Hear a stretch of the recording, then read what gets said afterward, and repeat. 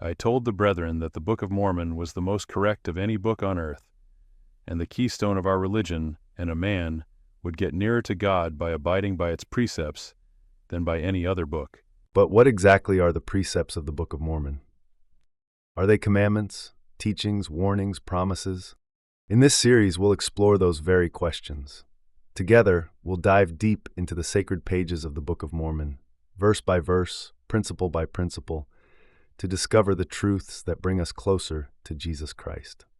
We'll uncover precepts that teach us how to repent, how to forgive, how to build faith, and how to endure to the end. Feast upon the words of Christ, the Lord invites us through his prophets. For behold, the words of Christ will tell you all things what ye should do. This isn't just a history lesson. This is a spiritual journey. Each episode is an invitation to align your life more closely with God, to hear his voice through his word, and to act on the light you receive. Because the precepts of the Book of Mormon are not just instructions, they are pathways to personal revelation, peace, and divine power in our day. So grab your scriptures, open your heart, and let's begin. This is Precepts of the Book of Mormon. I, Nephi, having been born of goodly parents, therefore I was taught somewhat in all the learning of my father, and having seen many afflictions in the course of my days, nevertheless, having been highly favored of the Lord in all my days. Yea, having had a great knowledge of the goodness and the mysteries of God, therefore I make a record of my proceedings in my days. In these opening words, we find a beautiful truth. Nephi honors his parents, not only for their goodness, but for their dedication to teaching him both spiritually and intellectually. He credits them for much of his early foundation in faith and learning. Precept: righteous parenting lays a foundation for lifelong faith and learning. Parents and guardians, your influence is eternal. As Elder L. Tom Perry once said, the most important of the Lord's work you will ever do will be within the walls of your own homes. But Nephi's story quickly shows us that God's work doesn't depend on age or status. Though young and relatively unknown, Nephi was chosen by the Lord to keep a sacred record and even lead his family. Precept: God uses ordinary people to do extraordinary things. God often chooses the humble and the willing, those who, like Nephi, say, I will go and do.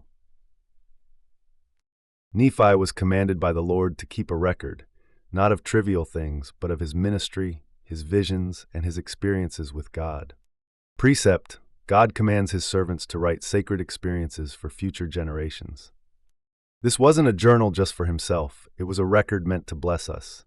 As President Spencer W. Kimball taught, those who keep a personal journal are more likely to keep the Lord in remembrance in their daily lives.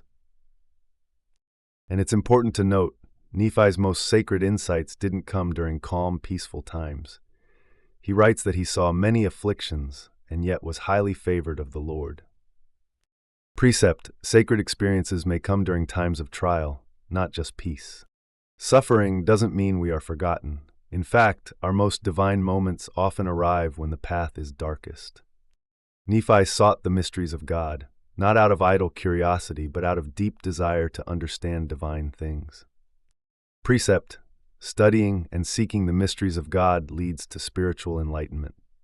As we seek, ask, and knock, the Lord opens doors of understanding. The promise still holds, if any of you lack wisdom, let him ask of God. Nephi didn't just learn, he recorded. He kept a faithful account of his life and testimony, not just for himself, but for future generations, for us. Precept: record keeping of spiritual experiences blesses future generations. Through revelation, Nephi foresaw that his words would speak as if they had a voice. 2 Nephi 33, reaching across time to teach and testify. Finally, Nephi's story reminds us that afflictions are not the opposite of being favored.